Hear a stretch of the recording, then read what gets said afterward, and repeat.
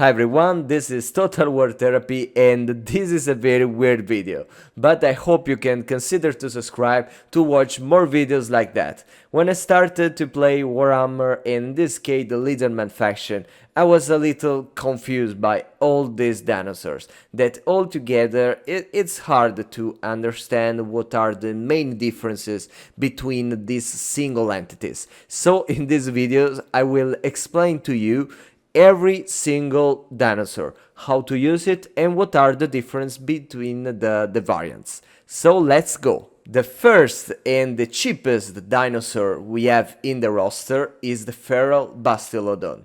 The Bastiladon, there are 4 variants and they are all with the same characteristics except for a little ability or passive ability that I will explain to you very carefully. But what you have to know compared to the other dinosaurs is they have a very big armor. They are slow and they have very little charge bonus, but they are immune to flanking. That is not such an important feature for single entity, but still. They are very good in the early campaign as a tank to absorb the damage of missile, infantry, character, and they're actually quite tough and quite strong. I mean, they are hard to take down if you are on the other side. What you have to take into consideration in the feral version is that there are the feral rage. So basically when he will start to lose some health, he will just rampage, so will be out of control for a certain period of time. Except that it's a very good unit and you don't have to worry about protecting it because it's very tough. The first version we will talk about is the Ark of Sotek Bastiladon.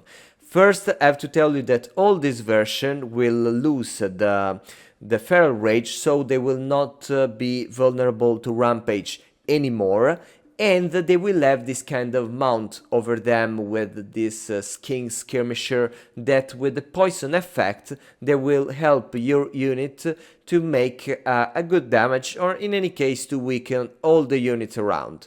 The Ark of Sotek unit especially has the Ark of Sotek, that it's a vortex ability that doesn't affect friendly troops and I mean with a good damage, but you have to consider that it's an active ability, so you need a little of micromanaged to use it. The second version is the Bastiladon Revivification Crystal. In this case there will be this another active ability, so let's put this into consideration because you have to micromanage that. There will be 7 uses for this ability and you will be able to resurrect some dead combatants. This is a strong ability since, I mean, Lizardmen faction is not a lot about resurrection, healing and so on. But at the same time, yeah, remember that you have to every time use it specifically to a unit, so you need a little of micromanage for that. The last version and the most expensive of the Bastiladon is the Bastiladon Solar Engine. In this case you will have not only a passive ability that will help the vigor of your army, but you will have an artillery piece over that he has a good amount of ammunition, and I can tell you that about that damage wise is very strong, and he has this blinded effect that reduces the accuracy, the melee defense, melee attack of your unit. It's very good because like Lizardmen don't have a lot of artillery piece, but with that they actually can have the range superiority over other kind of faction, and it's very strong as an advantage. Now let's move to the Stegadon. Stegadon have 4 versions, and the first one is the feral that as you know he will lose the immune to flanking ability of the Bastiladon, but he will still keep the feral rage, so he will be vulnerable to rampage when he will lose the health. Compared to the Bastiladon, they will have less armor, but at the same time better melee stats, more weapon strength. It will keep the anti-infantry damage, and it will have a lot of charge. That this is one of his main characteristic. So if you need a monster that it's more expensive than is definitely more expensive than Bastiladon, but is less tanky and it can deal more and more damage. This is the unit for you. The first version we will talk about is the Stegadon. It's just the normal name. It will lose, like all of the other versions, the Feral Rage, but at the same time, it will get this missile attack that it's a kind of ballista. In this case, I can tell you that I didn't see it as very, very powerful. You can use it against big single entity, giants, things like that, but if you don't have the right unit in your army opponent to deal with, it's not that effective. But it will still have the mount, all of the other version of skirmisher and some snipers, and it can be quite strong, even if we will keep the same stats of the feral Stegadon.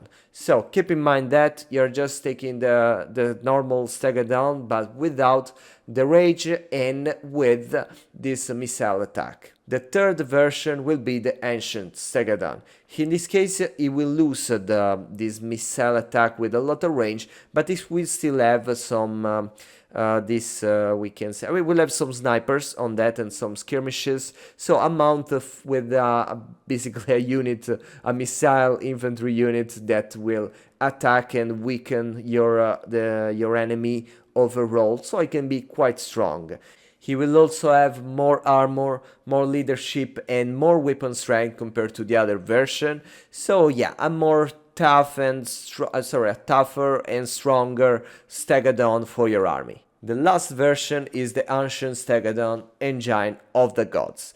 Compared to the Ancient Stegadon, it will have just a different, different missile attack, because in this case it will be an a lower range but with more ammunition. And still strong, actually, a lower but still strong missile attack. But it will get also a lot of ability. An active ability that is basically a wind that, it's a wind, yeah. It's a breath that can cause a lot of damage. And then a couple of passive ability, quite interesting. The first is the power recharge, so it will help the spellcaster in your army. And the other is the portent of warding. So it will grant a damage resistance of 5% to all the allies around you. Now let's talk about the Ancient Salamander. This is a very good unit, quite specific. He's very, very fast and he still have a good armor. The melee stats are not that good, so don't rely on that in the melee way. What's his strongest ability is the missile attack. There is this basically flaming big shot that can really annihilate entire units, and cavalry is very, very strong. I would suggest to get one of them in your army. Even in the late campaign, it's very, very even annoying units if it's your army to get it. The next unit is the feral carnosaur. The feral carnosaur is very, very fast. He has a good armor and good melee stats. The charge bonus is not that good as expected, and he has a specific role: take down characters or anti-large opponents. It's very good against cavalry, against character, but don't waste it against units, even if they are very, very elite one, because it will not be at the best of his shape against them. He has it's a predatory fighter, and he has the frenzy, primal instinct, so a lot of abilities that will increase his power. And I suggest you get one of them as a mount of a lord, not as a unit itself, because with the feral attribute it can be very, very dangerous, and it can be weak since it's bigger than the other dinosaurs we already talked about. The feral troglodon is a carnosaur with more melee defense and less attack and weapon strength. At the same time, he has the poison effect and a missile attack that can be quite dangerous, with a good range, and it's specific for large units, character, and like that. And if you use them as a flanker, actually can be good even against infantry. It's fast, so you have basically an artillery unit that can be quite fast, so I suggest you to use it in a more versatile way, and it's one of my favorite units here because it's a blind dinosaur. Oh my god. The last dinosaur, and even the most expensive units in the game with a couple of versions, is the Dread Saurian. The feral one will have the feral rage as always. What we can know about this unit is that he has a very tough armor, not like the Bastiladon, but is the closest to them. A good speed of 60 that for a monster of this entity it's not for granted. A very strong melee stats both on attack and defense, of course for this kind of monster. A weapon strength that you will hardly find it in another unit in this game, and a little charge bonus that can surprise, but with all these statistics is not that important. Basically, it's a tank. It's a tank that is supposed to absorb all the damage around all the enemy army all together because it's a very big entity.